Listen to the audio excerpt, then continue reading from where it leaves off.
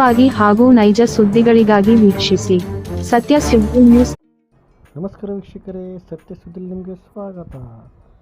ಭಾರತ ಮತ್ತು Pakistan T20 world cup 2026 ಇಂದು ನಡೆಯಲಿರುವ ಪಂದ್ಯದಲ್ಲಿ ಭಾರತಕ್ಕೆ ಪಾಕಿಸ್ತಾನ ವಿರುದ್ಧ 61 ರನ್ನುಗಳು ಜಯಭೇರಿ ಬಾರಿಸಿದೆ.